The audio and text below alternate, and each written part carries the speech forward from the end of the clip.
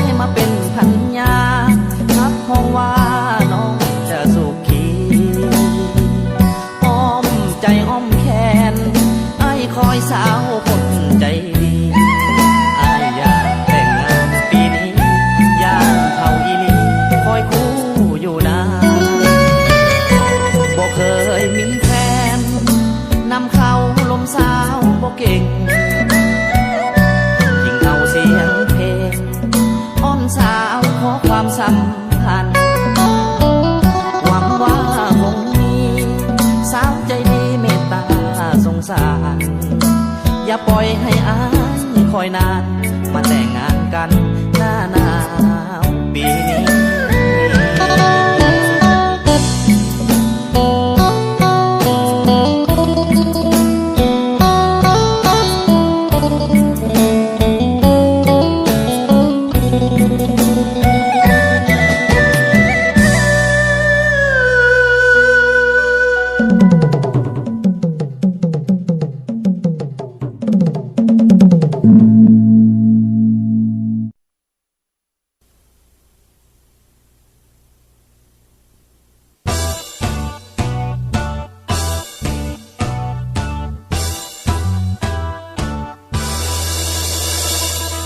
ตัดสินใจเด้อใจเด้ออย่าสุไปละเมออย่าสุไปคิดหามปล่อยมันไปตามกรรมตามบุพเพกำหนดไว้ ให้มันให้ผู้เดียว ผู้ใดใจสารนอโคตรเลี้ยว ให้เจ้าปล่อยเด้อเขาไปอดสะเด้อใจเด้อนึกว่าเขานอตายแล้วนึกว่าเขานอตายแล้วโอ้โอ้โอ้โอ้โอ้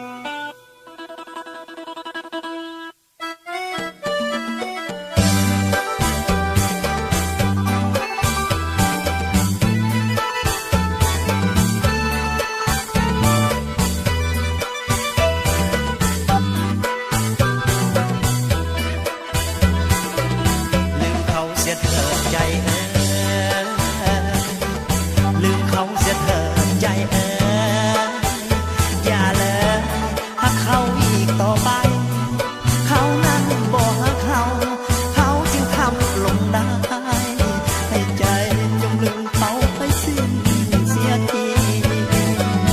ลืมเขาไว้สิ้นจากใจลืมเขาไว้สิ้นจากใจเก็บไว้มันหนักหัวใจแทบจะขาดให้ก็ปล่อยเสียทีชาตินี้ขอปล่อยเขาไปสุดอาลัยในหัวใจแทบจะพัง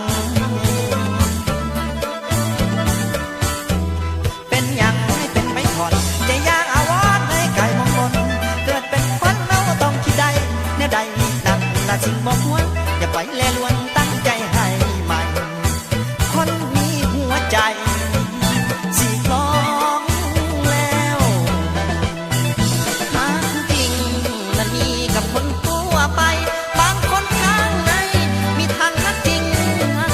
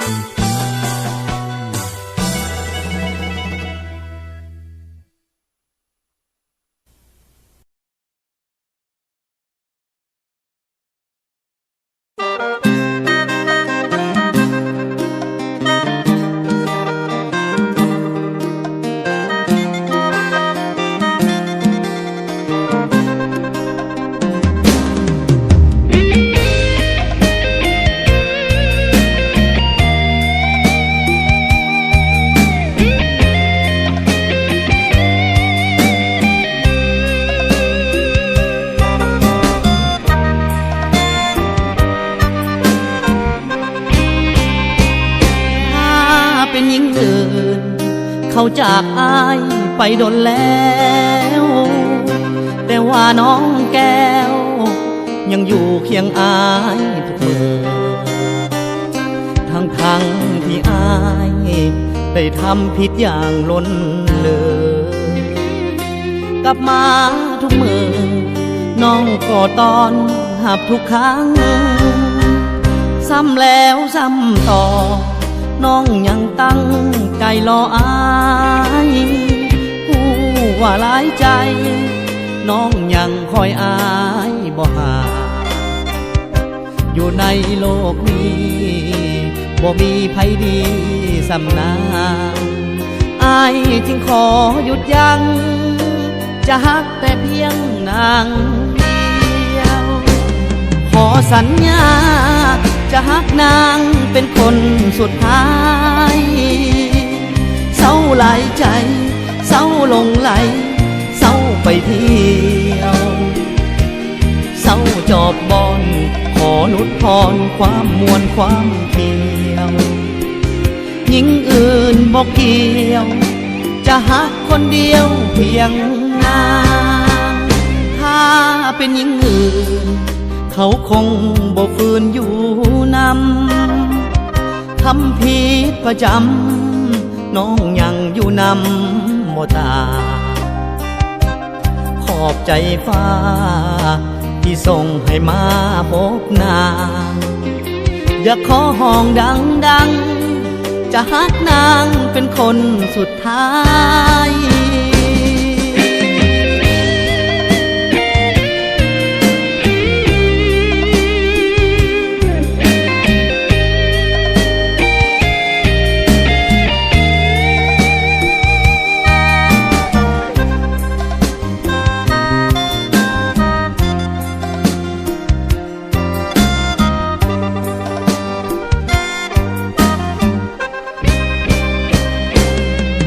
สัญญาจะฮักนางเป็นคนสุดท้ายเศร้าหลายใจเศร้าหลงไหลเศร้าไปเที่ยวเศร้าจอบบอนขอนุดพรความมวลความเพียวหญิงอื่นบอกเกี่ยวจะฮักคนเดียวเพียงนางถ้าเป็นหญิงอื่นเขาคงบ่ฝืนอยู่นำทำผิดประจ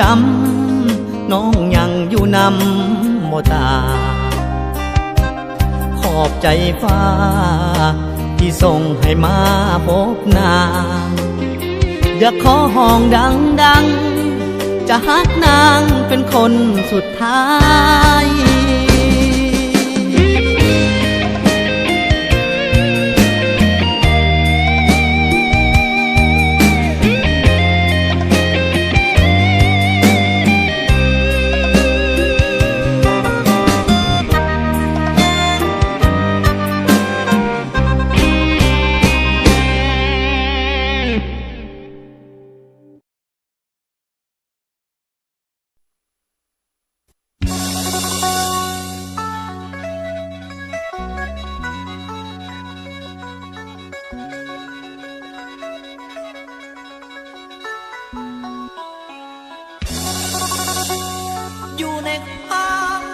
สินสัน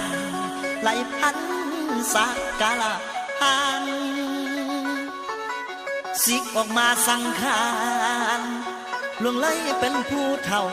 ผู้สาวเว้าเก่าควันเรื่องความมักว่านั้นน้อมันผัดอ่อนนอนยังสางหลงว่าจะเขาลวงผัดพวงไปปันคนบาเมื่อยละอาน้องตัวเอง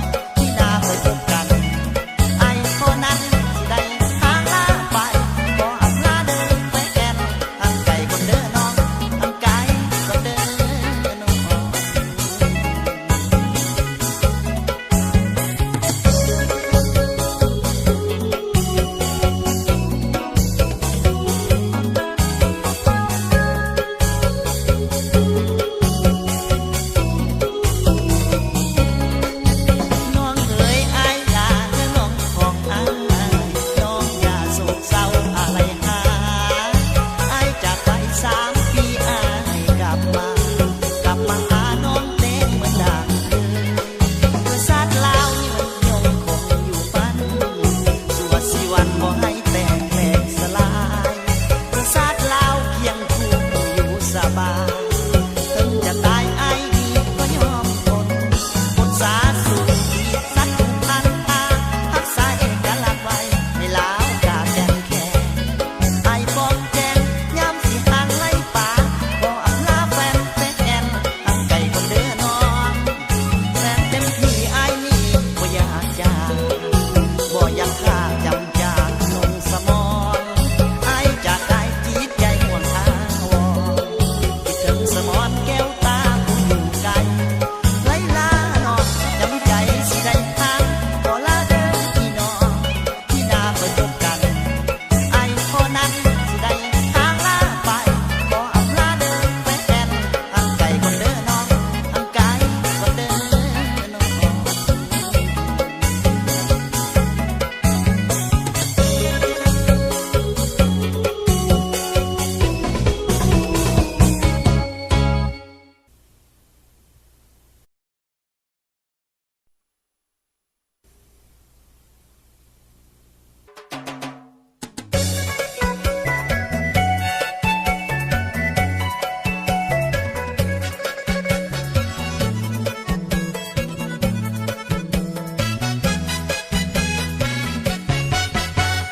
อายนี่เป็นคนจน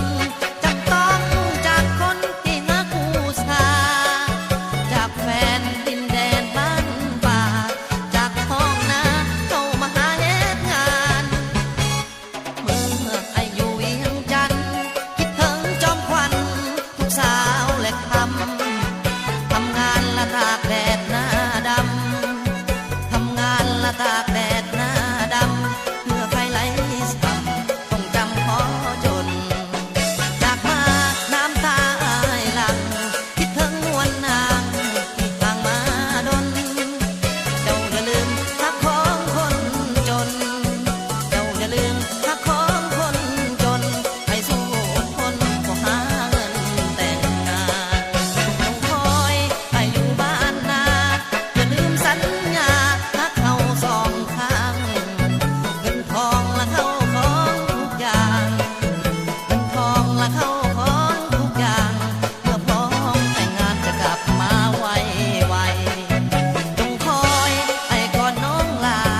ให้ขอสัญญาจะกลับมาแน่นอนบ่นานดอกนาบังอ่อนบ่นานดอกนาบังอ่อนให้รออายก่อนอย่าเฝ้าแต่งงาน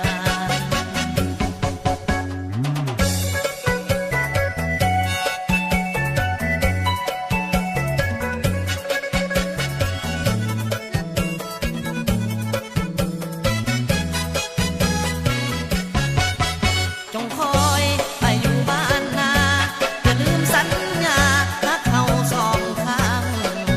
เงินทองและเข้าของทุกอย่างเงินทองและเข้าของทุกอย่างเพื่อพร้อมแต่งงานจะกลับมาไวๆจงคอยให้ก่อนน้องลาให้ขอสัญญาจะกลับมาแน่นอนบ่นานดอกนาบังอ่อนบ่นานดอกนาบังอ่อนให้รออายก่อนอย่าเฝ้าแต่งงาน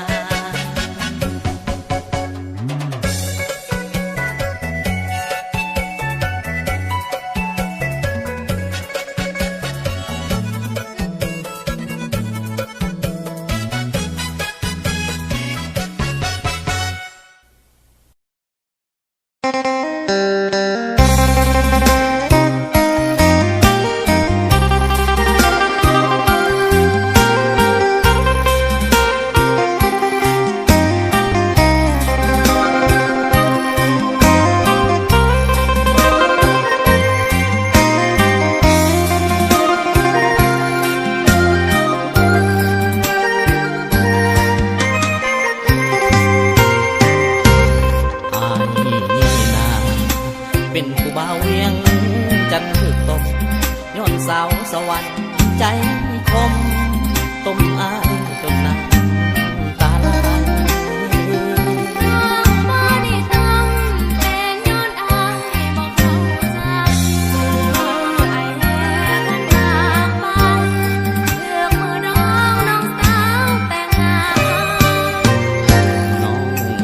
แต่งงาน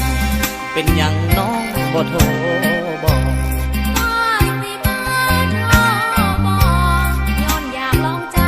ผู้บ่าวเวียงจันทน์หัวบ่ทันล้านจังแม่นใจน้อยน้อพอเต่าหานเมารถเมล์เมื่อเวียงจันทน์ บ่นี้จังใดแน่คนอยากหา อายก็คือกันมีเมียแล้วยังมาร่วมหลอก บ่แม่นเมียอายดอกอายหาเข้ามาลองใจ น้องลองใจอาย อายลองใจน้องแก้กันทักลายทักอีหลีก่อนแม่สามไว้กินปิ้งไก่ใหญ่และสิ้นสวรรค์มือนี้ดีใจอายได้เคลียร์ปัญหาใจแล้ว บ่ให้มันมีแป้วเบาเวียงจันทน์และสาวสวรรค์ ล้อมใจกันไว้ ความหักเฮาที่ยิ่งยืนนานมนต์หักสวรรค์เพียงจันทร์จะอยู่คู่กันชั่วดินและฟ้า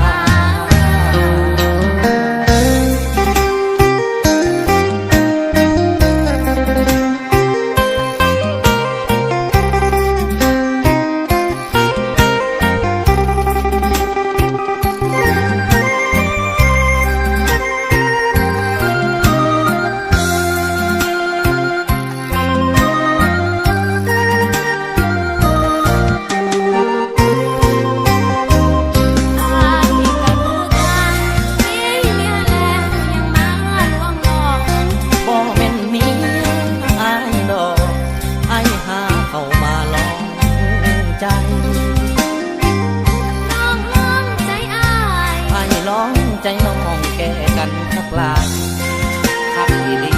ก่อนแม่สามไว้กินปิ้งไก่ใหญ่และสิ้นสวรรค์มือนี้ดีใจอายได้เคลียร์ปัญหาใจแล้ว